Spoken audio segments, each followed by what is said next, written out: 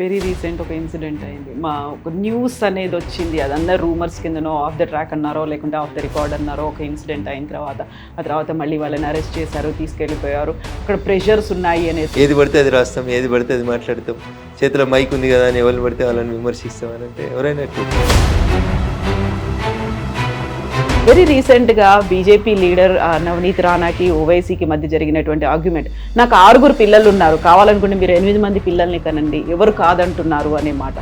ఆచారాల పేరిట వీళ్ళు అరాచకాన్ని సృష్టించాలి, ఈ దేశంలో హిందువులని మైనార్టీలుగా చేయాలని చూస్తూ ఉన్నారు.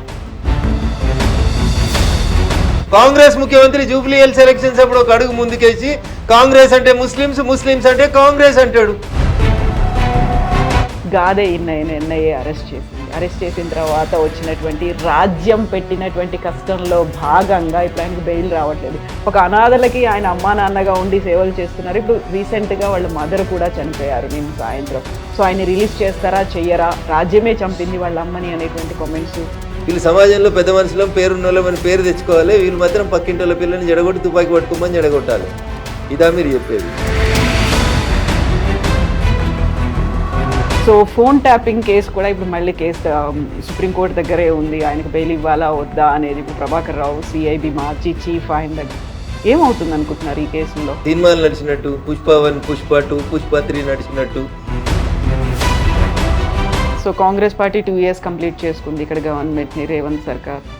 ఏమనిపించింది ఈ 2 ఏళ్ల పాలన మీకు? మళ్ళీ 20 ఏళ్ళ దాకా అధికారంలోకి రాకుండా పాలిస్తున్నారు.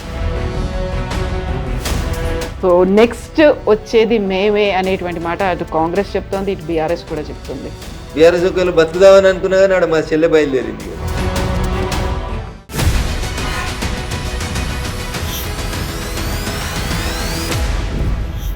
నమస్తే, welcome to I dream inside politics with Kavitha. మనతో పాటుగా ఉన్నారు బీజేపీ ఎంపీ రఘునందన్ రావు గారు. హలో అండి, నమస్తే. సంక్రాంతి శుభాకాంక్షలు. Thank you. Wish the same. ఎలా ఉన్నారు మీరు? బాగున్నాం. ఎట్లా జరుపుకుంటున్నారు సంక్రాంతి? బాగా జరుపుకుంటున్నాం.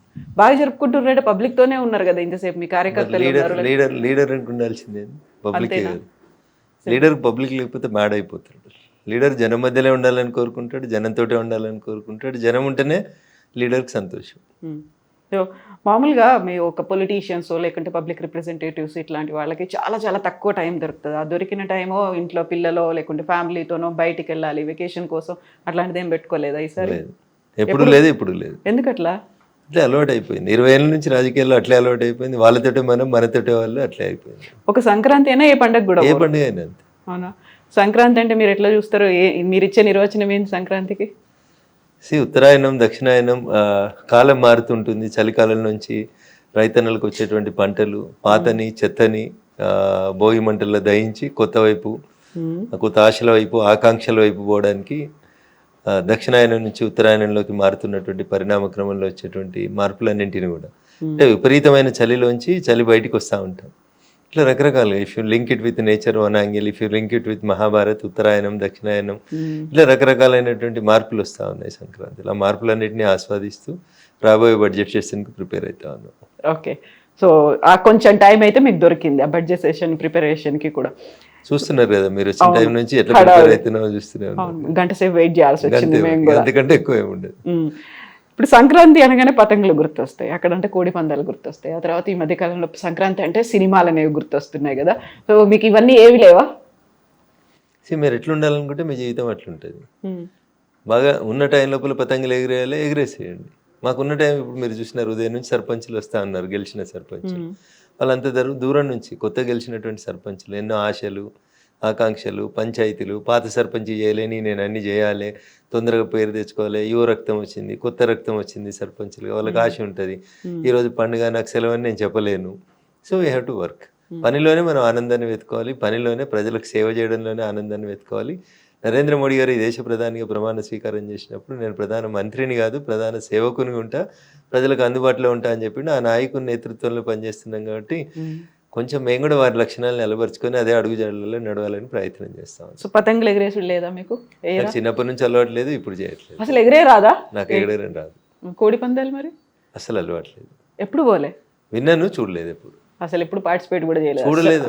అస్సలు లేదు, చూడనే లేదు. మరి సినిమాలు సినిమాలు చూస్తూ ఉంటాం, ఎప్పుడన్నా సమయం దొరికితే సినిమాలు చూస్తూ ఉంటాం. అంటే ఈ దురందర్లు, హక్కు ఇట్లాంటివేనా? ఇంకా అర్ధరాత్రిలో అపరాత్రిలో ఎప్పుడన్నా ఇంట్లో అవి ఓటీటీలో లేకపోతే ఛానల్స్లోనో, నెట్ఫ్లిక్స్లోనో, ప్రైమ్లోనో, అమెజాన్లోనో ఏదైనా వస్తే చూస్తాను. ఈ మధ్య కాలంలో చూసిన సినిమా అంటే? నేను ఎక్కువ చూసేటి అన్నీ కొంచెం ఫైటింగ్ సీన్స్ ఎక్కువ ఉండే సినిమా చూస్తాను. నేను ఎక్కువ ఈ మధ్యలో రిపీటెడ్గా చూస్తున్నా, ఎప్పుడు టైం దొరికినా 3-4 సార్లు చూసిన ఒక సినిమా జాట్.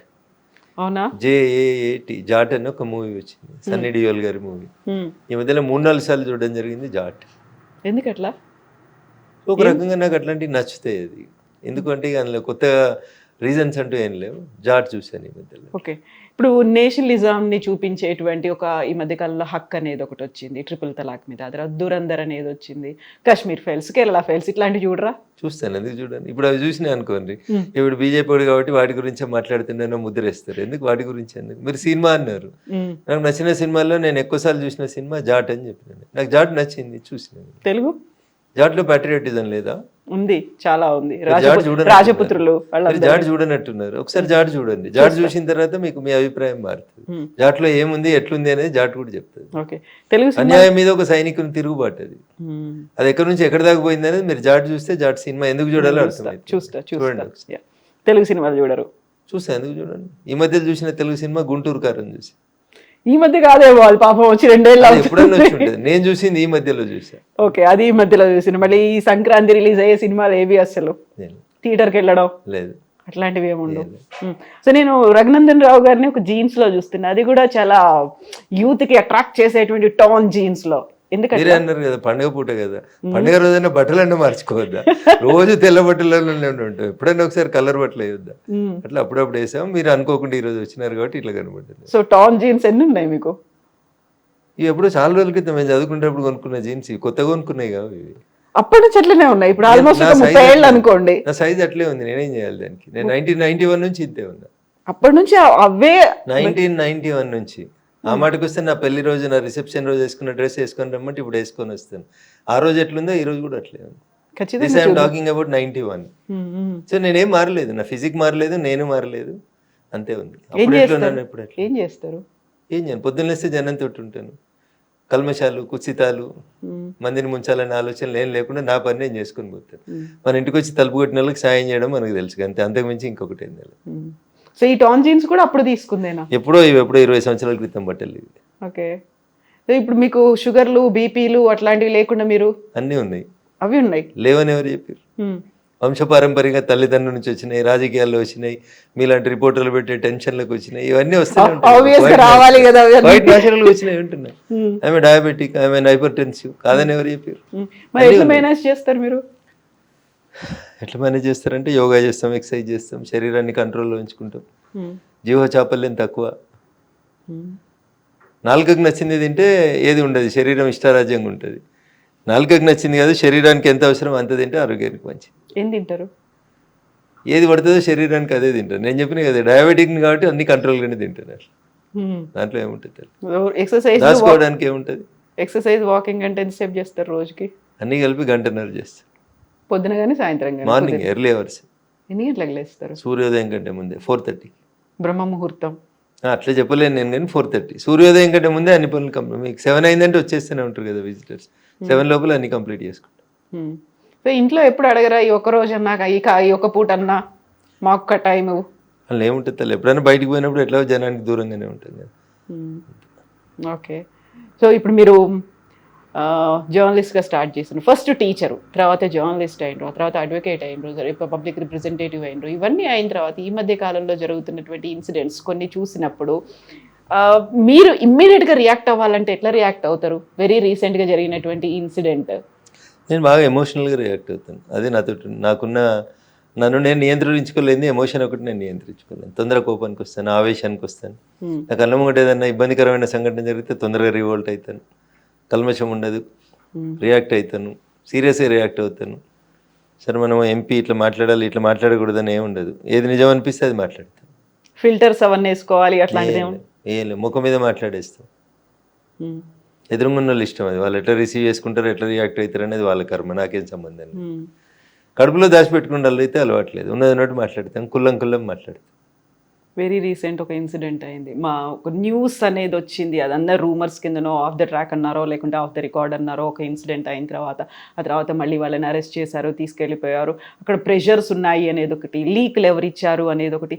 ఈ ఇన్సిడెంట్స్ అన్నిట్లలో కూడా అందులో మీడియా మీరు ప్రాతినిధ్యం వహించింది. ఆ తర్వాత పబ్లిక్ రిప్రజెంటేటివ్స్ ఉన్నారు, ఒక అడ్వకేట్ ఉన్నారు, పోలీసులు ఉన్నారు. మొత్తం ఈ సిస్టంలో తప్పెవరిదని మీరు అనుకుంటున్నారు? So I'm not in a position of judge and don't want to comment on that particular issue. ఓకేనా తల్లి, తప్పు ఎవరు చేసిన అనేది న్యాయస్థానాలు తేల్చాలి. మీరు తెలిసినా నేను తెలిసినది మీరు చేస్తే మీడియా ట్రయల్ అంటారు, మేము చేస్తే రాజకీయ నాయకులు చెప్పారు కాబట్టి పోలీసులు అట్లా చేసినారు అంటారు. కాబట్టి let the court take a chance and court give a decision. So ఇప్పుడు సోషల్ మీడియానో లేకుంటే మెయిన్ స్ట్రీమ్ మీడియానో టూ మచ్ ఇన్వాల్వ్మెంట్ అనేది ఉంటుంది పర్సనల్ లైఫ్లో అనేది, వాళ్ళకంటూ కొన్ని ప్రైవేట్ లైఫ్స్ ఉంటాయి అనే దాని మీద.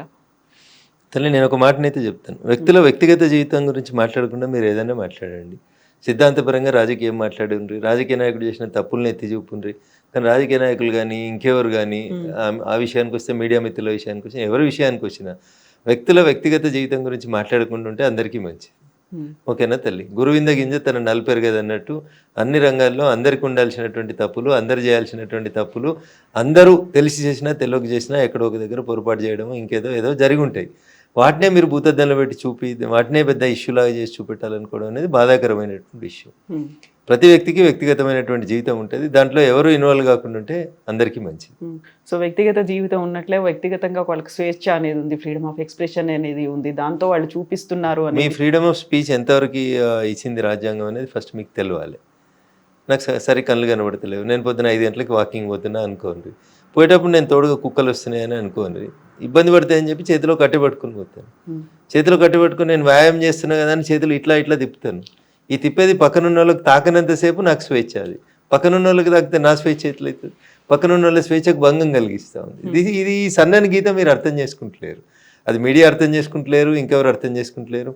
ఏది పడితే అది రాస్తాం, ఏది పడితే అది మాట్లాడతాం, చేతిలో మైక్ ఉంది కదా అని ఎవరిని పడితే వాళ్ళని విమర్శిస్తామని అంటే ఎవరైనా ఎట్లా ఊరుకుంటారు? ఏ ఫ్రీడమ్ ఆఫ్ స్పీచ్ అయితే మిమ్మల్ని మాట్లాడమని చెప్పిందో ఆ ఫ్రీడమ్ ఆఫ్ స్పీచ్ అనేది అదే భారత రాజ్యాంగం నాకు కూడా కొన్ని హక్కులు ఇచ్చింది. నా వ్యక్తిగత జీవితం గురించో, మీ వ్యక్తిగత జీవితం గురించో, ఎల్లయ్య వ్యక్తిగత జీవితం గురించో మాట్లాడే హక్కు మీకెక్కడుంది? మీరెవరు అసలు మాట్లాడడానికి? చేతిలో మీడియా ఉందని, చేతిలో మైక్ ఉందని, ఎవరి గురించి పడితే వాళ్ళ గురించి ఏది పడితే అది మాట్లాడతామంటే ఎంతవరకు సబబు అనేది ఆలోచించుకోవాలి దయచేసి. I'm not pin pointing out anybody. వ్యక్తుల వ్యక్తిగత జీవితాల్లోకి పోవడం అనేది తప్పు. ఎవరు పోయినా ఎవరికి ఎంత లిమిటేషన్ ఉండాలో చట్టం ఒక లిమిటేషన్ పెట్టింది. ఆ లిమిటేషన్ దాటకుండా ఉంటే అందరి ఆరోగ్యాలకు మంచిది. అది మేమైనా మీరైనా. ఎగ్జాక్ట్లీ. సో ఇలాంటిదే ఇంకొక చర్చ 15 రోజుల కింద వచ్చింది, స్త్రీలు ఎలాంటి చీర కట్టుకోవాలా, వాళ్ళ వస్త్రధారణ ఎలా ఉండాలి అనే దాని మీద మీ ఒపీనియన్ ఏంటి? ప్రపంచ దేశాలు భారతదేశాన్ని గుర్తిస్తాయి, గౌరవిస్తాయి. మన సంస్కృతిని, మన పండుగల్ని, మన ఆచార వ్యవహారాలని, ముఖ్యంగా మన సంస్కారాన్ని ఎక్కువగా ప్రపంచంలో ఉన్నటువంటి మిగతా దేశాలన్నీ గుర్తించి గౌరవించి హానర్ చేస్తున్నటువంటి సందర్భం. సో రఘునందన్ ఇట్లా మాట్లాడతాడా, అట్లా మాట్లాడతాడా, ఈ డ్రెస్ వేసుకోవాలని చెప్పడానికి ఆయన ఎవరు, ఆ డ్రెస్ వేసుకోవాలని చెప్పడానికి ఈయన ఎవరు? నేను I don't want to go in to that mesh. మీరు ఎట్లుండాలనేది మీ వ్యక్తిగత నిర్ణయం. సో నేను ఇందాకే చెప్పిన, వాకింగ్ పోయినప్పుడు చేతిలో కర్ర పట్టుకొని పోవడం నా స్వేచ్ఛ, ఆ కర్రని నేను గాల్లో తిప్పుకోవడం నాకున్న స్వేచ్ఛ. ఆ కర్ర పక్కనున్న ఆయనకు దాకుతుంది అని అన్నప్పుడు నేను పక్కనున్న వాళ్ళ స్వేచ్ఛకు భంగం కలిగిస్తున్నాను. సో నేను ఎంతవరకు ఉండాలి అంటే నా చేతిలో ఉన్న కర్ర నా లిమిట్లో ఉండాలి, పక్కనున్న వాళ్ళకి నష్టం కలిగించినంత వరకు, ఇబ్బంది కలిగించినంత వరకు నేను ఏం చేసుకున్నా ఏమనుకోరు. ఎవరు లేనప్పుడు గాల్లే కాదు, కట్టే పైకి ఇసిరేసినా నన్ను ఎవరేమన్నారు. పక్కన 10 మంది వాకింగ్ చేస్తున్నప్పుడు నేను కర్రను గాల్లో ఎలా తిప్పగలుగుతాను? So this is the limitation. So గుడ్డలు ఎలా వేసుకోవాలి, ఎలా వేసుకోకూడదు అనేది వాళ్ళ వ్యక్తిగతమైనటువంటి జీవితం. మీరు వ్యక్తిగతమైనటువంటి జీవితాన్ని 4 గోడలకు కన్ఫైన్ చేస్తారా, 40 మందిలోకి వచ్చి ఇట్లాంటి బట్టలు వేసుకుంటానని మాట్లాడతారా? అది మీ ఇష్టం. అది మీకు ఫ్రీడమ్ ఆఫ్ స్పీచ్ ఉంది, మీకు బట్టలు వేసుకునే అధికారం ఉంది, వేసుకోకుండా తిరిగే అధికారం కూడా ఉంది అనుకుంటే తిరుగుండ్రి. ఎర్రగడ్డలు జాయిన్ చేయన్నా, పిచ్చి ఆసుపత్రులు చేయన్నా, రాళ్ళతో కొట్టి చంపాలా, జనం ఆలోచించుకుంటారు. దానికి నేనేం చేయలేను. బట్ నేను అదే చెప్తా ఉన్నా, ఇది నా వ్యక్తిగత జీవితం అని నేను రోడ్డు మీద డాన్స్ చేస్తా అంటే ఒప్పుకోరు జనం. నీ వ్యక్తిగత జీవితానికి కొన్ని లిమిటేషన్స్ ఉంటాయి, ఎవరి వ్యక్తిగత జీవితానికైనా కొన్ని లిమిటేషన్స్ ఉంటాయి. ఏది కానీ అతి సర్వత్రా వర్జయతే, ఆ లైన్ గుర్తుపెట్టుకుంటే అందరి ఆరోగ్యాలకు మంచిది. ఆ అతి ఎవరు చేస్తున్నారు అనేది మీకు తెలుసు, నాకంటే ఎక్కువ మీకు తెలుసు. ఎవరు స్టార్ట్ చేసినారు అనేది నేను మాట్లాడే తెలుసుకోలేదు. బట్ దాని మీద జరుగుతున్న చర్చ అతిగా పోతుంది, అది ఆపితే బాగుంటుంది అనేది నా విజ్ఞప్తి. ఎగ్జాక్ట్లీ. స్త్రీ అంటే ప్రకృతి అన్న దాంతో స్టార్ట్ అయింది, అది కాస్త వికృత రూపం దాల్చింది, చర్చగా అది ఒక రచ్చ అయిపోయింది, ప్రతి ఒక్కరు అందులో ఇన్వాల్వ్ అయిపోయి మాట్లాడే వాళ్ళే కనిపిస్తుంది. అందుకనే మాట్లాడొద్దనే చెప్తున్నాను నేను. అది వ్యక్తుల వ్యక్తిగత జీవితం, దాని గురించి మనం ఎంత తక్కువ మాట్లాడుకుంటే అంత మంచి. సో ఇప్పుడు మనం మాట్లాడుకున్న 2 టాపిక్లో స్త్రీ ఫస్ట్ కనిపిస్తుంది. స్త్రీ గురించే మాట్లాడుకోవడం, స్త్రీ గురించే వ్యాఖ్యానాలు, బోల్డ్ స్టేట్మెంట్స్, బిగ్ స్టేట్మెంట్స్ ఇవన్నీ చూసిన తర్వాత మళ్ళీ అదే స్త్రీ గురించి పొలిటీషియన్స్ మాట్లాడే మాటలు, కాకపోతే అది జనాభాకి లింక్ చేసి మాట్లాడడం అనేది. సో 2 కంటే ఎక్కువ మంది పిల్లల్ని కనాలి, 3 కనండి, 4 కనండి అనేది.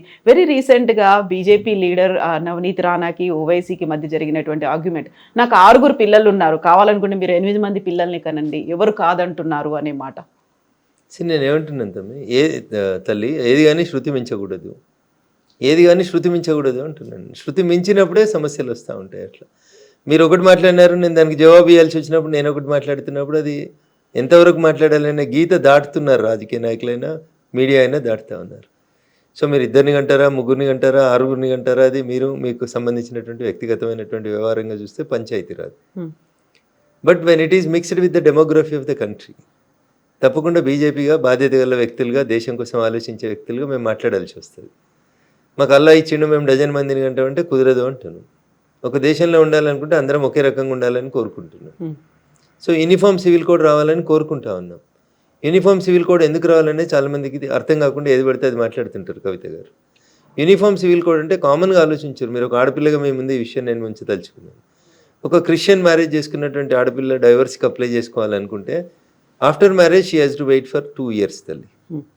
ఒక హిందూ మ్యారేజ్, మీరు హిందూ సనాతన ధర్మం ప్రకారం పెళ్లి చేసుకుంటే మీరు డైవర్స్ పోవాలంటే 6 months you should wait for 1 year తల్లి. పెళ్ళి అయిన 1 year తర్వాతనే మీరు డైవర్స్కి పోగలుగుతారు. తెల్లారే డైవర్స్కి పోతా అంటే కుదరదు, 6 నెలలకు పోతా అంటే కుదరదు. హిందూ మ్యారేజ్ యాక్ట్ ప్రకారం 1 year గ్యాప్ ఉండాలి. క్రిస్టియన్ మ్యారేజ్ యాక్ట్ ప్రకారం 2 years ఉండాలి.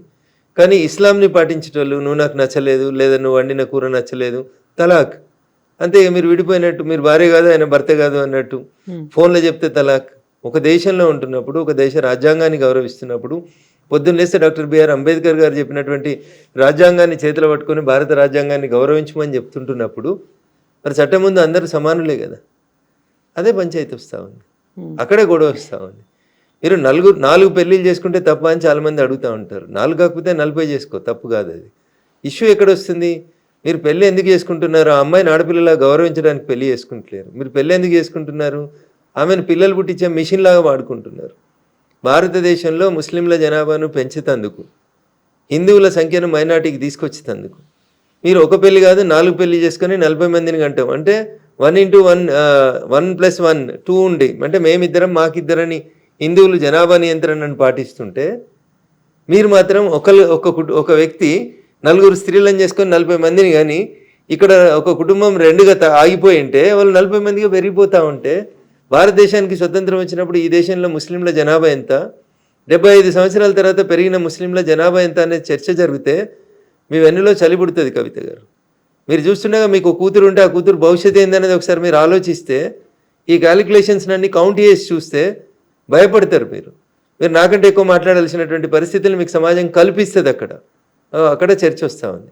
అక్కడ నవనీత్ రాణా గారు మాట్లాడినా, ఎవరు మాట్లాడినా ఎందుకు మాట్లాడుతున్నారు అనేది మీరు ఆలోచించుకోవాలి. మీరు ఏమనుకుంటున్నారు? ఇప్పుడు నేను సేఫ్గా ఉన్నా, నాకేమైంది అని అనుకుంటున్నారు. మీకు తెలియకుండానే మీ జనాభా 70కి తగ్గిపోయింది. మీకు తెలియకుండానే వాళ్ళ జనాభా 20 దాటింది.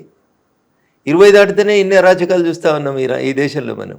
రేపు ఒకవేళ వాళ్ళ జనాభా 40కి వస్తే ఎన్ని అరాచకాలు వస్తాయి అనేది ఒకసారి ఆలోచించుండ్రి. వాళ్ళు స్త్రీని ఓన్లీ ప్రొడక్షన్ మిషన్గా చూస్తూ ఉన్నారు. వాళ్ళు పిల్లల్ని పుట్టించి ఒక యంత్రంలాగా చూస్తూ ఉన్నారు. అంతకుమించి గొప్పగా ఏముంది? వాళ్ళు స్త్రీని గౌరవించిన సందర్భం ఏముంది? భారతదేశంలో హిజాబ్ కట్టుకుంటామంటారు, బుర్కా వేస్తామని చెప్తారు. ఇస్లామిక్ దేశం ఇరాన్లో ఏం పంచాయతీ నడుస్తుంది? కొమైనికి వ్యతిరేకంగా పంచాయతీ ఎక్కడ నడుస్తూ ఉంది? ఏం తీసేస్తున్నారు ఆడపిల్లలు? హిజాబ్ని పబ్లిక్లో ఇప్పుడు వారేస్తున్నారు. మాకు హిజాబ్ వద్దంటున్నారు, బుర్కాలు వద్దంటున్నారు. ఈడనేమో వీళ్ళు కావాలంటున్నారు. ఆచారాల పేరిట వీళ్ళు అరాచకాన్ని సృష్టించాలి. ఈ దేశంలో హిందువులని మైనార్టీలుగా చేయాలని చూస్తూ ఉన్నారు. రేపు మీ కూతురు పెళ్ళి అయ్యేసరికో, మీ మన్మరాలు పెళ్ళికి వచ్చేసరికో ఈ దేశం ఇస్లామిక్గా మారితే మీ కూతురు లేదా మీ మన్మరాలు భవిష్యత్తు ఏంది? ఏం ఆలోచిస్తున్నారు మీరు? ఎందుకు ఈ అతిగా ఎందుకు ఆలోచిస్తూ ఉన్నారు? హిందుత్వం గురించి మాట్లాడితే తప్పు, వాళ్ళు 1/2 డజన్ మందిని కన్నా డజన్ మందిని కన్నా వాళ్ళకి ఏం తప్పు లేదు, మనోళ్ళు మాట్లాడొద్దు జనాభా గురించి, మనోళ్ళు మాట్లాడొద్దు పిల్లల గురించి, ఇదేం రూలు? ఒకసారి చదువుండి చరిత్రను. 1947లో ఈ దేశం మతం పేరిట పాకిస్తాన్ భారతదేశంగా విడిపోయిన రోజు పాకిస్తాన్లో ఉన్నటువంటి హిందువుల సంఖ్య ఎంత, 2026లో ఈరోజు పాకిస్తాన్లో ఉన్న హిందువుల సంఖ్య ఎంత ఒకసారి చూడురు లెక్క. భారతదేశం విడిపోయిన రోజు భారతదేశంలో ఉన్న ముస్లింల జనాభా ఎంత, భారతదేశంలో ఉన్న హిందువుల జనాభా ఎంత చూడండి. ఇలా జనాభాలో ఎంత వ్యత్యాసం వచ్చింది. డెమోగ్రఫీ మారుతుంది అంటున్నా, నీ దేశంలో జనాభా లెక్కలు మారుతున్నాయి అంటున్నా. దాన్ని మతం లెక్కలకు మారుస్తున్నారు.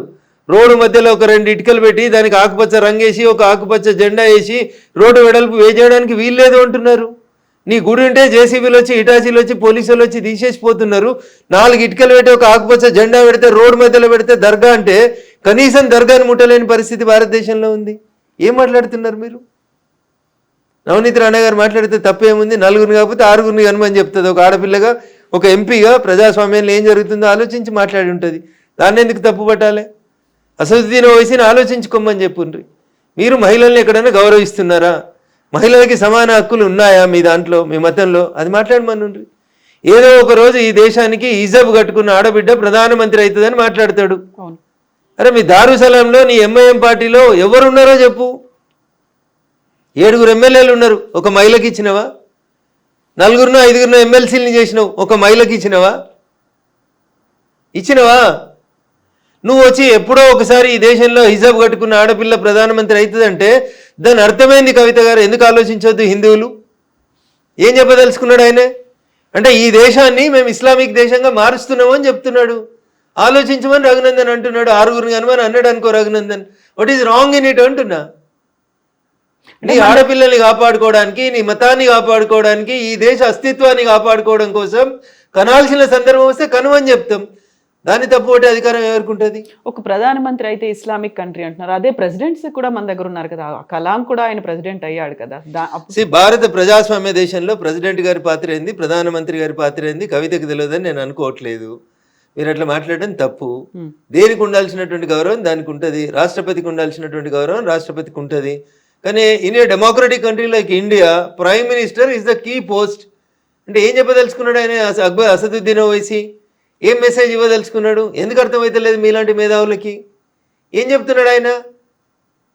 ఏం చెప్తున్నాడు? ఒక ముస్లిం మహిళ ఈ దేశానికి ప్రధానమంత్రి అవుతుంది కావద్దని నేను అంటలేను. అంటే అందులో కూడా ప్రోగ్రెసివ్నెస్ కనిపిస్తుంది. ఏం ప్రోగ్రెసివ్నెస్? ఎంఐఎం పార్టీకి మహిళను అధ్యక్షుని వేస్తే ప్రోగ్రెసివ్నెస్. అది హైదరాబాద్ ఎంపీ మహిళను పోటీ చేపిస్తే ప్రోగ్రెసివ్నెస్. నీ పార్టీలో ఉన్న 7 ఎమ్మెల్యేలలో సగం మంది ఎమ్మెల్యేలు మహిళలు ఉంటే ప్రోగ్రెసివ్ థాట్. నీవు నామినేట్ చేసినటువంటి 4 ఎమ్మెల్సీలలో 2 ఎమ్మెల్సీలు మహిళలు ఉంటే అది ప్రోగ్రెసివ్ థాట్. కానీ నువ్వు ఏం రెచ్చగొట్టగలుగుతున్నావు? నీ పార్టీలో ఎవరు మహిళలు ముందుకు రారు. కానీ ఈ దేశానికి ఒక ముస్లిం, ఒక హిజాబ్ కట్టుకున్న మహిళ ప్రధానమంత్రి కావాలని నేను కోరుకుంటున్నా, అవుతుంది భవిష్యత్తులో అని చెప్తున్నావు అంటే నువ్వు దేన్ని ప్రోత్సహిస్తున్నావు? దేన్ని ఎంకరేజ్ చేస్తున్నావు? మీ జనాభాను పెంచమని మీ వాళ్ళకి చెప్పకనే చెప్తున్నావు కదా. అకల్మన్కు ఇషారా బస్ కదా. ఈ మాత్రం కూడా హిందూ బంధువులు ఎందుకు అర్థం చేసుకోవద్దు? అప్పుడు మాట్లాడతారు. నవనీత్ రాణా మాట్లాడినా, రఘునందన్ మాట్లాడినా, రేపు ఇంకొకరు మాట్లాడినా బరాబర్ మాట్లాడతాం. నీ డెమోగ్రఫీని మారుస్తున్నారు వాళ్ళు. కొన్ని ఇప్పుడు వెస్ట్ బెంగాల్ పంచాయతీ అంతే ఏంది? మొత్తం బంగ్లాదేశ్ ముస్లింలని, రోహింగ్యాలని, మయన్మార్లో ఇస్లామిక్ దేశాలలో తన్నెల కొడుతున్నారు వాళ్ళని. బంగ్లాదేశ్లో రోహింగ్యాలు ఉండరు. బంగ్లాదేశ్లో ముస్లింలకు ఉండడానికి సవలతులు లేవు. వాళ్ళకి సవలతులు ఏడున్నాయి? భారతదేశంలో ఉన్నాయి.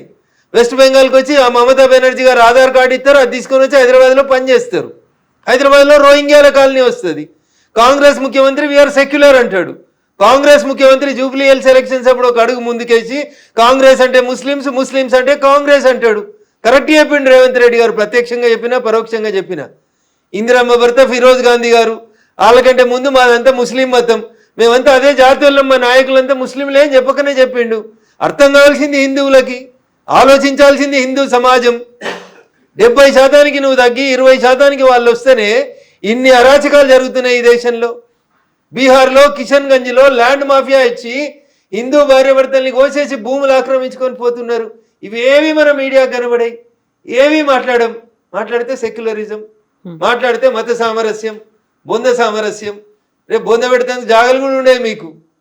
ఉంటే గింటే మా తర్వాత తరానికి ఏమైనా ఉంటుండొచ్చు. ఇప్పుడు కూడా హిందువులు కోలుకోకపోతే, మేలుకోకపోతే వాళ్ళ అరాచకాలు ఇట్లే కంటిన్యూ చేయనిస్తే ఇంకా మనం హిందువులు మైనార్టీలు అయితే ఈ దేశంలో ఈ దేశ చరిత్ర కష్టమవుతుంది, ప్రపంచంలో హిందుత్వానికి కష్టం వస్తుంది కాబట్టి కొందరు మాట్లాడుతున్నారు. దాన్ని పాజిటివ్ అర్థం చేసుకోండి. నెగిటివ్ ఎందుకు తీసుకుంటారు? బరాబర్ మాట్లాడతారు, తప్పకుండా మాట్లాడతారు. మాట్లాడాల్సిన సందర్భం వచ్చినప్పుడు మాట్లాడతారు. నా మతాన్ని మాట్లాడుకోవాలన్న రోజు, నా మతాన్ని కాపాడుకోవాలనుకున్న రోజు బరాబర్ అందరం మాట్లాడతారు. కాకపోతే బీజేపీ అనగానే హిందూ మతం గురించి, కాంగ్రెస్ అంటే ముస్లిం అన్నట్టుగా అదే ముస్లింలకు అన్యాయం చేసినామా? మేము ఎక్కడన్నా సిలిండర్లు ఇచ్చేటప్పుడు మీరు ముస్లిం కాబట్టి మీకు సిలిండర్ ఇవ్వద్దని చెప్పినామా? మేము ఎక్కడన్నా రోడ్ వేసేటప్పుడు ఇదంతా ముస్లిం బస్సు ఇక్కడ రోడ్ వేయకమని చెప్పినామా? ఏం మాట్లాడతారు కవిత గారు? మైన్సాల చూడు ఏం జరుగుతుందో. ఎంఐఎం మేయర్ అయితే హిందువుల ఇళ్ళ దిక్కు రోడ్ వేయ అంటాడు, నల్లా నీళ్ళు ఇయ్య అంటాడు. ఒకసారి చూడు ఏం జరుగుతుందో. బైన్సాకు ఇంటర్వ్యూ చేయండి, ఒకసారి తెలుస్తుంది. సకినాల మీద ఏం చేసిరో చూడు, హిందువుల మీద దాడులు ఎట్లా జరిగినాయో చూడు బైన్సాలో. ఇవేవి పనికిరావు మనకి. వాటి గురించి రఘునందన్ ఎందుకు మాట్లాడతాడంటాడు వాడు బైన్సాకి వెళ్ళి. ఎవరు మాట్లాడాలి? రఘునందన్ మాట్లాడకపోతే నువ్వు మాట్లాడు. బైన్సాలు ఉన్న హిందువులు మాట్లాడుండ్రి. బైన్సా పీస్ఫుల్గా ఉందా చెప్పుండ్రి. బైన్సాలో హిందువులు ముస్లింల సంఖ్య సమానమైనప్పుడు హిందువుల పట్ల ముస్లింల వ్యవహారం ఎట్లుందో అడుగుండ్రు ఒకసారి. ఇవెందుకు అడిగారు? ఇవెందుకు ఆలోచించారు? ఒక్కసారి ఎవరో ఒకరు మాట్లాడగానే దాన్ని భూతద్దంలో పెట్టి ఎందుకు చూస్తుంది మీడియా? బరాబర్ మాట్లాడతాం. నా మతానికి కష్టం వచ్చినప్పుడు, నా మతం మీద దాడి జరుగుతున్నప్పుడు, ఈ మతం ఉనికికే ప్రమాదం వచ్చినప్పుడు మాట్లాడకపోతే ఇంకెప్పుడు మాట్లాడతారు? ఇంత మాట్లాడుతున్నటువంటి ఆర్ఎస్ఎస్ చీఫ్ మోహన్ భాగవత్ ఆయన పెళ్లి చేసుకోలేదు, ఆయనకు పిల్లలు లేరు, బట్ వాళ్ళే ఎందుకు మాట్లాడుతున్నారు? ఇప్పుడు మీకు బాధ్యత లేదు, మీరు బాధ్యతగా వ్యవహరించారు. బాధ్యతగా ఉండాల్సిన మీడియా బాధ్యత తీసుకోదు. వారు ఈ దేశం కోసం తన జీవితాన్ని అంకితం చేసి దేశం కోసం పనిచేస్తూ ఏది మంచి ఏది చెడు అని చెప్తున్నారు. హిందుత్వాన్ని కాపాడకపోతే ఏం నష్టం జరుగుతుందో చెప్తున్నారు. దానికి పెళ్ళే కావాల్సిన అవసరం ఏముంది? 4 పెళ్లిళ్ళు చేసుకున్నటువంటి అసదుద్దీనో 5 పెళ్లిళ్ళు చేసుకున్నటువంటి ఇంకొక ఆయన్నో వాళ్ళ మతం గురించి మాట్లాడతలేరా? ఆడ తప్పెందుకో కనబడతలేదు మీకు. మరి వీడు ఏకపత్ని వ్రతుడు కాదు, వీడు ఇట్లా సిద్ధాంతాలు వల్లిస్తాడని చెప్పిరా? మీరు పెళ్లి చేసుకోకపోవడం నేరమా? దేశం కోసం జీవితాన్ని అంకితం చేయడం నేరమా? అట్లాంటి వాళ్ళు అంకితం చేసిరు కాబట్టి మీలాంటి వాళ్ళు కళ్ళు తెరుచుకోవాలని కోరుకుంటున్నాం కదా. కాకపోతే వాళ్ళు మాట్లాడుతున్నారు, వాళ్ళకి లేరు, వాళ్ళు పెళ్లి చేసుకోలేదు కదా, ఇంకొకరిని ఎవరినో కనమని చెప్పే బదులు వాళ్ళ ఇంట్లో వాళ్ళు చూసుకోవచ్చు కదా అనే ఒక మాట ఉంటుంది కదా. తప్పేముంటుంది దాంట్లో అంటున్నా. వాళ్ళు 100% ఈ దేశ హితం కోరుతూ మాట్లాడుతున్నారు. వాళ్ళు హిందూ సమాజ హితం కోరి మాట్లాడుతూ ఉన్నారు. దాంట్లో వారికి స్వార్థం ఎక్కడుంది? రఘునందన్ రావు వారికి ఒక కుటుంబం ఉండి, వారికి ఒక కొడుకునో ప్రధానమంత్రినో ముఖ్యమంత్రిని చేయాలనే స్వార్థం ఉండి మాట్లాడితే దాన్ని తప్పు పట్టాలి. అరే నేను పుట్టింది ఈ దేశం కోసం, నేను చచ్చేది ఈ దేశం కోసం అని అన్నీ వదిలేసి సర్వసంగ పరిత్యాగులై 24/7 ఈ దేశం కోసం హిందుత్వం కోసం ఆలోచించే మోహన్ భగవత్ గారులను పట్టుకొని మీరు పెళ్లి ఎందుకు చేసుకోలేదు, మీరు మాకు ఎందుకు బోధిస్తున్నారు అని అడిగితే నన్ను అడుగుంటే ఇంకో మాట్లాడుతా. అన్నం తింటురా గడ్డి తింటురా అని కూడా అడుగుతాను నేను. వారు ఏం చెప్తున్నారు? వారి కోసం పనిచేయమని అడుగుతుండ్రా? జెండా కోసం పనిచేయమని అడుగుతుర్రా? దేనికోసం పనిచేయమని అడుగుతున్నారు? ఎవరి కోసం పనిచేయమని అడుగుతుండ్రు? ధర్మాన్ని రక్షించమని చెప్పురు. ఆ ధర్మం ప్రపంచానికి అవసరం అని చెప్తున్నారు. దాంట్లో తప్పేం కనబడింది మీకు? మీకు కూడా ఒకరే. సో నేను తెలియక చేసిన పొరపాటు అది. సరిదిద్దుకోవడానికి అవకాశం వచ్చింది కాబట్టి నా కూతురికి చెప్పిన, 3 గాను 4 గాను పెట్టాను. ఇప్పుడు 2 ఆడపిల్లలు, ఆ తర్వాత ఇంకిద్దరినైనా అంత అని చెప్పినాను. నష్టం ఏం లేదు అని చెప్పినాను. What is wrong in it? నేను పొరపాటు చేసినాను, నాకు తెలియక చేసినాను, నేను సరిదిద్దుకుంటున్నాను. That's great.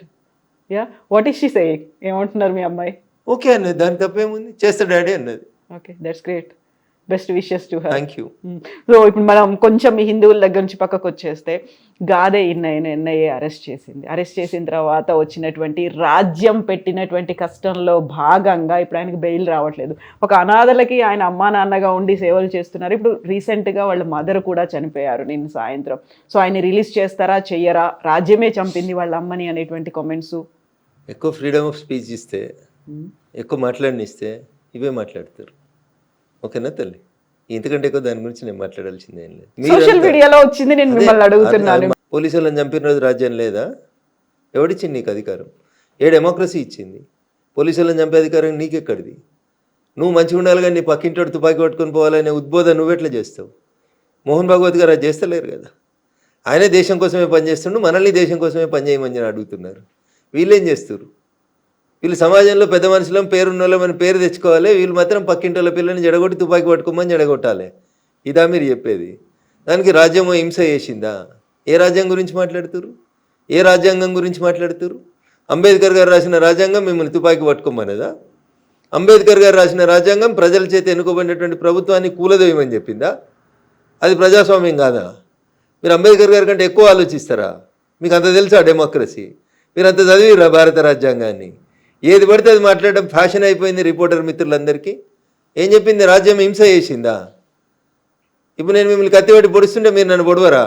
కత్తిపెట్టి పొడుస్తుంటే సంపేరే నిల్చుంటారా? ఏం మరి నేనైతే నిల్చు. బట్ పవర్ ని మిస్యూజ్ చేస్తున్నారు అనే మాట మీకేం తెలుసు పవర్ గురించి? వాళ్ళ జైలుకు పోతున్నటువంటి పెద్ద మనుషుల్ని ఏం పని చేయమని చెప్పింది సమాజం, ఏం పని చేయమని చెప్పింది రాజ్యాంగం, వాళ్ళు ఏం చేస్తారో మీకు ఏం తెలుసు? ఏం తెలుసు అంటున్నా? ఏం తెలుసు అని మాట్లాడుతున్నారు మీరు? ఎవరి గురించి తెలుసు మీకు? చనిపోయిన ప్రొఫెసర్ గురించి తెలుసా? బతుకున్న ఇన్నయ్య గారి గురించి తెలుసా? ఎవరి గురించి తెలుసు మీకు? ఏం తెలుసు మీకు? ఏం తెలుసు చెప్పుర్రి? వాళ్ళు ఏం పని చేసిరో చెప్పుర్రి. ఏం తెలియకుండా ఏదో మీదికి చూసుకొని వచ్చి మాట్లాడితే ఎట్లా? ఒకసారి డీప్గా పోయి చూడుండ్రి. వాళ్ళు పుట్టింది ఎక్కడ, పెరిగింది ఎక్కడ, వాళ్ళు ఏం చేసిరు, వాళ్ళ జీవితకాలంలో ఏం జరిగింది ఒకసారి గమనించుండ్రి. ఏం తెలుసు అని మాట్లాడతారు? భారత రాజ్యాంగాన్ని గౌరవించిన వాళ్ళని రాజ్యాంగం ఎట్లా గౌరవిస్తుంది? భారత రాజ్యాంగం మీద విశ్వాసం లేదు, ప్రజల చేత ఎన్నుకోబడిన ప్రభుత్వం మీద విశ్వాసం లేదు, మేము ప్రభుత్వాన్ని కూలదోస్తాం, ప్రభుత్వం మీద తుపాకులు పట్టుకొని యుద్ధం చేస్తాం అంటే ఏం చేయాలి ప్రభుత్వం? ఏం చేయాలి ప్రభుత్వం? ఏం చెప్పారు అంబేద్కర్ గారు? 5 ఏళ్ళకు ఒకసారి ఓటు వేయమన్నారు. మీ ఓటుకి ఎంత విలువ ఉందో నా ఓటుకు అంతే విలువ ఉంది అన్నారు. ధనవంతుని ఓటుకు అంతే విలువ ఇచ్చిర్రు, బలహీనుని ఓటుకు అంతే విలువ ఇచ్చిర్రు, ఆడబిడ్డల ఓటుకు అంతే విలువ ఇచ్చిర్రు, మగవాళ్ళ బిడ్డ ఓటుకు అంతే ఇచ్చిర్రు. ఆ డెమోక్రటిక్ వేలో ఎన్నుకోబడినటువంటి భారత ప్రభుత్వాన్ని ఎవరో 4 లేదా 40 మంది లేదా 4000 మంది తుపాకులు కట్టుకొని కూలగొడతాం, కాల్చేస్తాం, పడగొడతాం, అమాయకులందరినీ చంపేస్తామంటే చూస్తూ కూర్చోవడానికి రాజ్యం ఎట్లంటారు? రాజ్యం డ్యూటీ చేయాల్సిందే కదా. భారత రాజ్యాంగం ఏం చెప్తుంది? ప్రజల చేత ప్రజల కొరకు ప్రజలే ఎన్నుకున్నటువంటి ప్రభుత్వం ప్రజల్ని కాల్చేస్తుంటే ఏం చేయాలి? కాల్చేస్తుంటే చూస్తూ కూర్చోవాలా? ఏంది రాజ్యం బాధ్యత? ఏంది? మీకు ప్రొటెక్షన్ ఇచ్చుడు కాదా? మిమ్మల్ని ఇట్లా మాట్లాడిస్తుంది అంటే ప్రభుత్వమే కదా మీకు రక్షణ ఇస్తుంది కాదా? భారత ప్రజాస్వామ్యానికి వ్యతిరేకంగా మాట్లాడుతున్న వాళ్ళని, హింసని ప్రేరేపిస్తున్న వాళ్ళని, నేను మంచిగా ఉండాలి కానీ పక్కింటోడు తుపాకీ పట్టుకోవాలని కోరుకునేటోళ్ళని ఖచ్చితంగా రాజ్యం శిక్షిస్తుంది. సో ఇప్పుడు అందులో మీరున్నా ఎవరున్నా ఎల్లయ్యున్నా మల్లయ్యున్నా శిక్షించబడతారు. జనజీవన స్రవంతిలోకి వచ్చారు. ఆ తర్వాత 100కు పైగా పిల్లలకి ఆయన ఒక ఆశ్రమం కట్టించి చేస్తున్నారు. ఒక సేవలు చేస్తున్నటువంటి ఒక పర్సన్ని తీసుకెళ్ళిపోయారు. So I don't want to comment anything more then this. Okay, మీకేం తెలియదు కాబట్టి మీరు అట్లా మాట్లాడుతున్నారు. మాకు తెలుసు కాబట్టి మేము మాట్లాడదు కాబట్టి మాట్లాడతలేం. ప్రభుత్వం తన పని తాను చేసుకోబోతుంది. ప్రస్తుతం వారి కేసు కోర్టు ముందు ఉంది. నేను ఇంతకంటే ఎక్కువ మాట్లాడలేదు. సో ఫోన్ ట్యాపింగ్ కేసు కూడా ఇప్పుడు మళ్ళీ కేసు సుప్రీంకోర్టు దగ్గరే ఉంది. ఆయనకు బెయిల్ ఇవ్వాలా వద్దా అనేది ఇప్పుడు ప్రభాకర్ రావు సిఐబి మాజీ చీఫ్ ఆయన దగ్గర ఏమవుతుంది అనుకుంటున్నారు ఈ కేసుల్లో?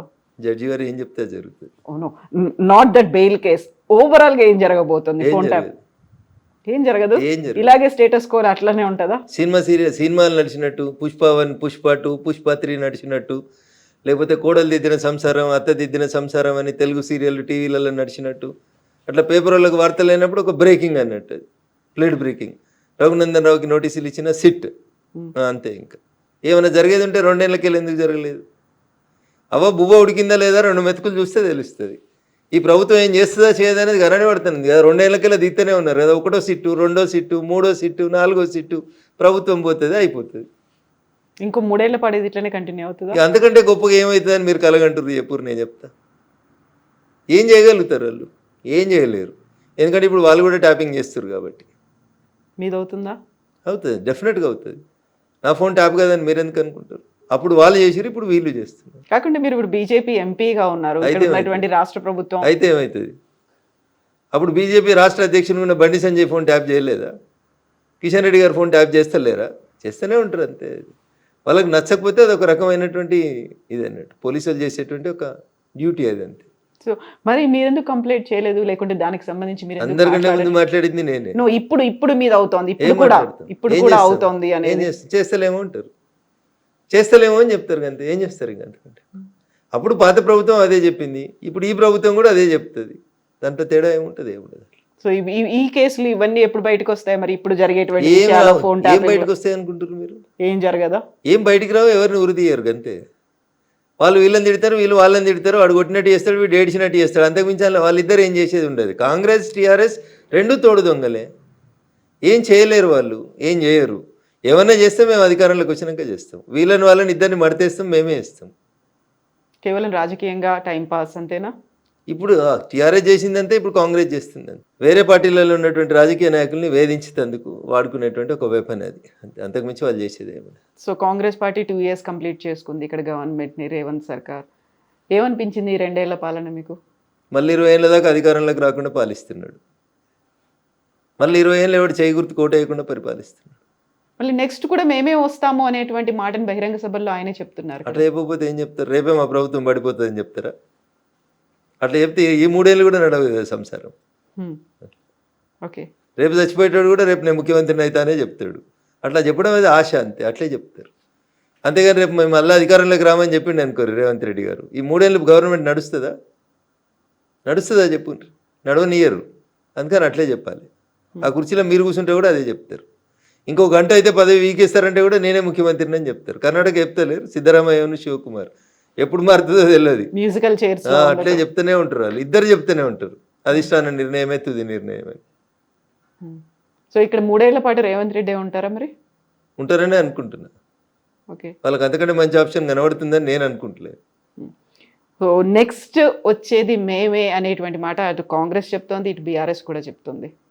బీఆర్ఎస్ఆ అంటే టీఆర్ఎస్ పార్టీయా బీఆర్ఎస్ఆ ఏమంటారు మీరు? టీఆర్ఎస్ బీఆర్ఎస్ అయింది. బీఆర్ఎస్కు ప్రజలు సిఆర్ఎస్ ఇచ్చారు, కంపల్సరీ రిటైర్మెంట్ స్కీమ్ ఇచ్చారు. నేను ఇప్పుడు చెప్తలేను ఈ మాట, ఎన్నికల కంటే ముందే చెప్పిన, పార్లమెంట్ ఎన్నికల కంటే ముందు చెప్పిన, అసెంబ్లీ ఎన్నికల కంటే ముందు చెప్పిన. అసెంబ్లీలో ఏదో అట్లా మామ అనిపించుకున్నారు, పార్లమెంట్లో మొత్తం సిఆర్ఎస్ కంప్లీట్ రిటైర్మెంట్ స్కీమ్కి ప్రజలు బలవంతం చేసి వాళ్ళకి రిటైర్మెంట్ స్కీమ్ ఇచ్చేసారు. 17లో పెద్ద 0 ఇచ్చేసారు వాళ్ళకి. సార్ని ఫామ్ హౌస్కి పరిమితం చేసారు. ఇంకా బీఆర్ఎస్ ఎక్కడిది? సార్ లేడు, బీఆర్ఎస్ లేడు. బీఆర్ఎస్ ఒకవేళ బతుకుదామని అనుకున్నా కానీ ఆడ మా చెల్లె బయలుదేరింది కదా. అట్లా మా వాళ్ళు మంచోళ్ళు కాదని నేను చెప్పినా అనుకోని, రఘునందన్ బీజేపీ కాబట్టి విమర్శిస్తున్నాను అనుకుంటుంది. కేటీఆర్ నువ్వుగా ట్విట్టర్కే పరిమితమైన ట్విట్టర్ టిల్లో అని నేను అన్నా అనుకోరు, అది రాజకీయ ఆరోపణ అవుతుంది. అదే కవిత చెప్పింది అనుకోర్రి, మా అన్నకి ఏం శాత కాదు ట్విట్టర్లో పెట్టుడు తప్పితే ప్రజలకు వచ్చి ఉద్యమం చేయరని కవిత అన్నది అనుకోరు, జనం ఏం అర్థం చేసుకుంటారు?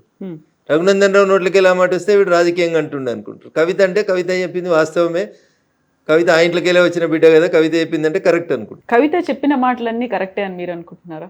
నేనైతే అనుకుంటున్నా, మీరు అనుకుంటలేరా? అందులో టీఆర్ఎస్ నుంచి బీఆర్ఎస్ దాకా ఎందుకు మార్చారో అనే మాటతో పాటుగా కేసీఆర్ బయటికి రాకపోతే మీరు అంత స్మూత్ గా మాట్లాడుతున్నారు. ఏం బీకి కట్టలు కట్టిరని మీరు తెలంగాణ నిడిచిపెట్టి దేశంలో రాజకీయం చేస్తామని ఒక ఆడపిల్ల అడిగింది. ఎవడన్నా ఉంటే చెప్పురు సమాధానం దానికి.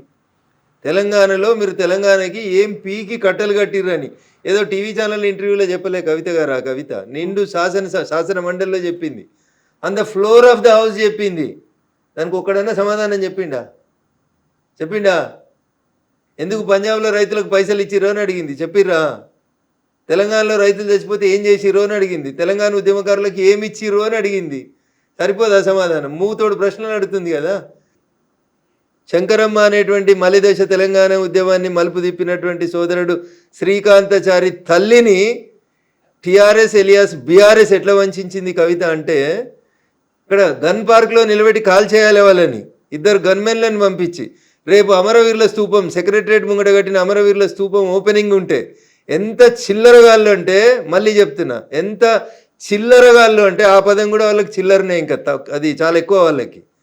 ఆమెను ఎమ్మెల్సీ చేస్తున్నామని టీవీలలో బ్రేకింగ్ న్యూస్లు నడిపించి, ఆమెకి 2 గన్మెన్లను పంపించి అమరవీరుల స్తూపం ఓపెన్ చేసినాక ఆమెకి ఎమ్మెల్సీ ఇవ్వలేదు. ఇంతకంటే నీతి మాలినటువంటి పార్టీ ఏమైనా ఉంటుందా చెప్పుండ్రి? మీలాగా జ్యూస్ తాగలేదు శ్రీకాంత్ సారి, మీలాగా పెట్రోల్ పోసుకొని అగ్గిపెట్టే మర్చిపోలేదు, మీలాగా ఏదో జోక్ కోసం అగ్గిపెట్టే పోసుకొని పెట్రోల్ పోసుకొని అంటు పెట్టుకోలేదు. ఆయనే మలిదశ తెలంగాణ ఉద్యమాన్ని మలుపు తిప్పిన శ్రీకాంతాచారి తల్లికి ఏమిచ్చినావు నువ్వు? 10 ఏళ్ళ నీ పాలనలో 10 పైసలు ఇచ్చినావా నువ్వు?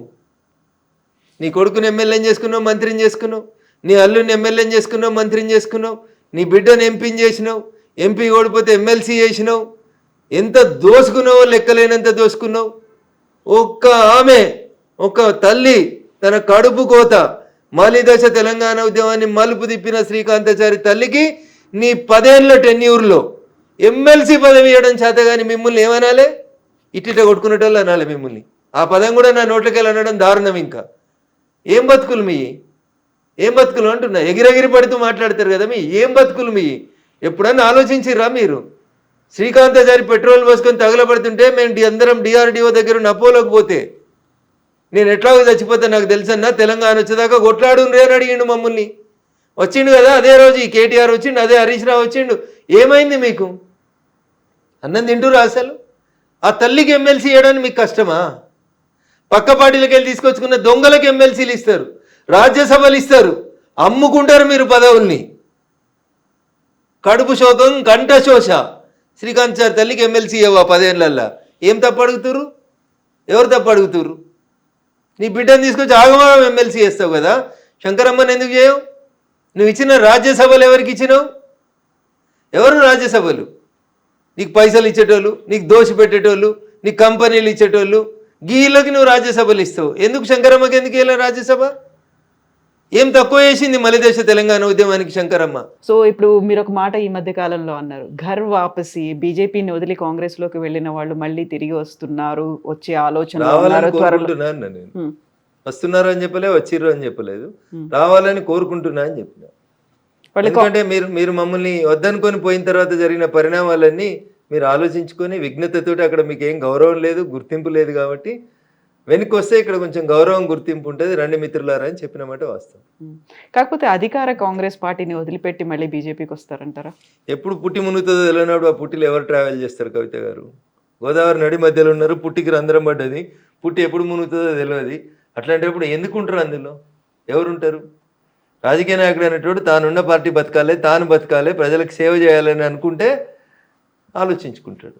మునగాలే చావాలనుకుంటే నేనేం చేస్తా కవిత గారు? సో రాష్ట్రంలో ఉన్న కాంగ్రెస్ పరిస్థితి ఎట్లా ఉంది, దేశవ్యాప్తంగా ఉందా మొత్తం? సో దేశంలో కాంగ్రెస్ ఉందా?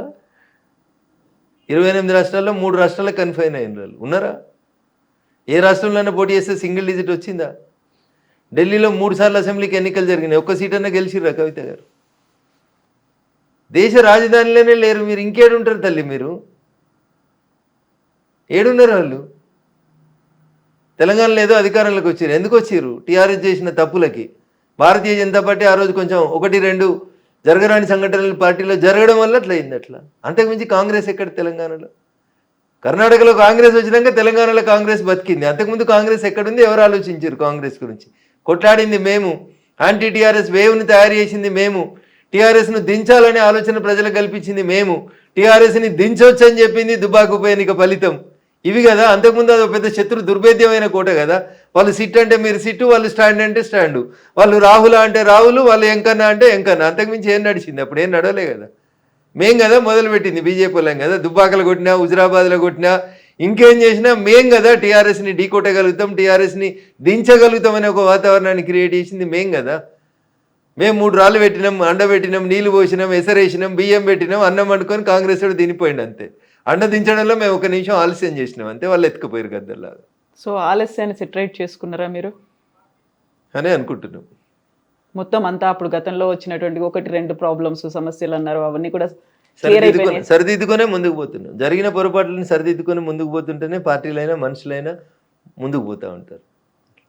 మా వల్ల జరిగిన ఏంది అనేది మాకు అర్థమైన తర్వాత అవి మళ్ళీ జరగకుండా వాటిని సరిదిద్దుకునే ముందుకు పోతారు. దానికి సంబంధించి మొత్తం గ్రౌండ్లో ఆ ప్రాపర్గా ప్రిపరేషన్స్ అనేవైతే ఉన్నాయో, ఒక్కొక్క అడుగు పేర్చుకుంటూ వెళ్ళేట్టుగా సమన్వయం. ఎలక్షన్స్ అంటే ఏంది తల్లి చెప్పు? ప్రజలు తీసుకునే నిర్ణయం, ప్రజల్ని ప్రభావితం చేయాల్సినటువంటి అంశాలు ఏంది, చేస్తున్న అంశాలు ఏంది, ప్రజలకు మనం ఎట్లా దగ్గర కావాలి, ప్రజలకు మనం ఎట్లా మేలు చేయాలి, ప్రజల్ని ఎట్లా సేవ చేయాలి, ప్రజల మన్ననలు ఎట్లా పొందాలి. ఇంతకు మించి మీరు అనుకున్నట్టు మేము మందు వంచలేము, మేము పైసలు వంచలేము. కాబట్టి we have our own limitations. మేము ప్రజల్ని ఎడ్యుకేట్ చేసి ప్రజలకు ఏది మంచి ఏది చెడు అనేది చెప్పి ఎందుకు భాగ్యనగరంలో కాషాయం జెండా ఎగరాలనేటువంటి విషయంలో ప్రజల్లో చైతన్యవంతం తెస్తూ ఉన్నాం. పోయినసారి 2nd లార్జెస్ట్కి వచ్చినాము, ఈసారి 1st లార్జెస్ట్కి వస్తాం, మేమే గెలుస్తామని చెప్తున్నాం. సో వెస్ట్ బెంగాల్ మాదే. బీహార్ కంటే ముందు మీరు మాదే అనుకుర్రా? అనుకోలేదు కదా. బీహారు మాదే, వెస్ట్ బెంగాల్ కూడా మాదే. బీహార్కి వెళ్ళి నదులన్నీ వెస్ట్ బెంగాల్ వైపు పోతుంటాయి. సో బీహార్లో మొదలైంది, వెస్ట్ బెంగాల్లో ముగుస్తుంది. Okay. So special intensive revision మీద విపరీతమైనటువంటి కామెంట్లు వస్తున్నాయి, వ్యతిరేకత వస్తుంది, భిన్నమైనటువంటి అభిప్రాయాలు, విమర్శలు ఇవన్నీ కూడా ఉన్నాయి కదా. 3rd ఫేజ్ తెలంగాణలోనే ఉండబోతోంది అనేది ఎలక్షన్ కమిషన్ అనౌన్స్ చేసింది. ఇక్కడ ఎన్ని బోగస్ ఓట్లు ఉన్నాయని మీరు అనుకుంటున్నారు? ఇప్పుడు నేను ఉదాహరణకి నా మెదక్ పార్లమెంట్ పరిధిలో పటాన్చెరు అసెంబ్లీ నియోజకవర్గ పరిధిలో ఐలాపూర్ అనే ఒక విలేజ్ ఉంది. This is an open challenge to the media. నిజంగా మీలో సిన్సియారిటీ ఉండి మీరు అనుకున్నట్టు మిమ్మల్ని మీరు ఫోర్త్ ఎస్టేట్ అయితే, మీరు రాసే వార్తలలో మీరు చేసే పనిలో మీకు నిజాయితీ ఉంటే, ఐలాపూర్ అనేటువంటి ఒక తాండాలో, ఐలాపూర్ అనే ఒక గ్రామ పంచాయతీలో ఒరిజినల్ ఓటర్లు 1250 ఓటర్లు. ఎన్నికల సందర్భంగా ఆ ఓటర్ల సంఖ్యను 2700 పైచిలకు పెంచారు. సో డబుల్ కంటే ఎక్కువ ఉన్నారు. శ్మశానంకు నెంబర్ వేసి, వాటర్ ట్యాంక్ నెంబర్ వేసి, గ్రామ పంచాయతీకి నెంబర్ వేసి, నేను రాహుల్ గాంధీ గారిలాగా వేగ ఆరోపణ చేస్తలేను. రాహుల్ గాంధీ ఒక ఇంట్లో 290 ఓట్లు ఎట్లుంటాయంటే అమిత్ షా గారు పార్లమెంట్లో సమాధానం చెప్పారు. అట్లా రఘునందన్ సమాధానం చెప్పించుకోవడానికి అబద్ధం కోసం చెప్తలేడు. ఐలాపూర్లో పటాన్చెరు అసెంబ్లీ నియోజకవర్గం పరిధిలోని అమీన్పూర్ మున్సిపాలిటీ కిందికి వచ్చే ఐలాపూర్ అనే గ్రామ పంచాయతీ గతంలో ఉన్నటువంటి దాంట్లో ఒరిజినల్గా 1250 ఓట్లు ఉంటే వాటిని 2750 ఓట్ల దాకా పెంచారు. ఇవన్నీ బోగస్ ఓట్లని అప్పుడున్నటువంటి సర్పంచ్ గారు, ఎంపీ ఎన్నికల కంటే ముందు నేను, జిల్లా కలెక్టర్ గారు, అంటే తహసీల్దార్ గారు, ఆర్డీఓ గారు, జిల్లా కలెక్టర్ గారు, ఆఖరికి రాష్ట్ర ఎన్నికల కమిషన్ కూడా కంప్లైంట్ ఇచ్చినాం కవిత గారు. ఎప్పుడు ఎంపీ ఎలక్షన్. సో ఇవన్నీ కూడా జిహెచ్ఎంసీ ఎలక్షన్స్ ముందే అయితే జరగవు, నెక్స్ట్ రాబోయేటువంటి అసెంబ్లీ ఎన్నికల కోసమే జరుగుతాయి కదా. ఇప్పుడు వచ్చే ఫస్ట్ నుంచి ఏమి ఉన్నట్టుంది కదా, తెలంగాణలో కూడా ఏప్రిల్ 1 నుంచి ఏమి ఉన్నట్టుంది కదా సార్. జరుగుతుంది కంపల్సరీ, అన్ని రాష్ట్రాల్లో జరుగుతుంది, ఇక్కడ కూడా జరుగుతుంది. తెలంగాణ ఏం దానికి అతీతం కాదు, భాగ్యనగరం ఏం దానికి అతీతం కాదు, అంతటా జరుగుతుంది సార్, దేశవ్యాప్తంగా సార్ జరుగుతుంది. ఎవరికి ఇష్టమైనా కష్టమైనా జరుగుతుంది. సో హైదరాబాద్ కంటే భాగ్యనగరం అనడానికే మీరు ఇష్టపడతారా? ఇది భాగ్యనగరం కదా, ఒకప్పుడు భాగ్యనగరం, ఇప్పుడు కూడా భాగ్యనగరం, భవిష్యత్తులో కూడా భాగ్యనగరంగానే పేరు కొనసాగాలని కోరుకుంటాం. మారుతుందా మీ బీజేపీ వచ్చిన తర్వాత? మీ కాదు మన అన్నారు, తప్పకుండా మారుతుంది. నేను అనేది మీ బీజేపీ అన్నాను, నేను మన బీజేపీ అని నేను అనలేను కదండి. మీ బీజేపీ వచ్చిన తర్వాత మన హైదరాబాద్ పేరు భాగ్యనగరంకి తప్పకుండా భాగ్యనగరం అయితే అదొకటేనా? తినవద్దు రుచులు ఎందుకు, అధికారంలోకి వచ్చేదాకా సపోర్ట్ చేయండి, అధికారంలోకి వచ్చిన తర్వాత మేము ప్రజల కోసం నిలబడతాం, నెక్స్ట్ సీఎం ప్రజల ఆకాంక్షల కోసం పనిచేస్తాం. నెక్స్ట్ సీఎం ఎవరు? ప్రజలు కోరుకున్న వాళ్ళు అవుతారు, పార్టీ ఆదేశించిన వాళ్ళు అవుతారు. మీరు ఇలా బీసీఓ లేకుంటే వీళ్ళు అవుతారు ఇది అనేది మీరు అనౌన్స్ చేయరు అసలు? రాష్ట్ర పార్టీ తీసుకునే నిర్ణయం కాదు అది, కేంద్ర పార్టీ తీసుకునే నిర్ణయానికి ప్రతి బీజేపీ కార్యకర్త కట్టుబడి ఉంటారు. ఎస్ అండి, thank you so much. Thank you.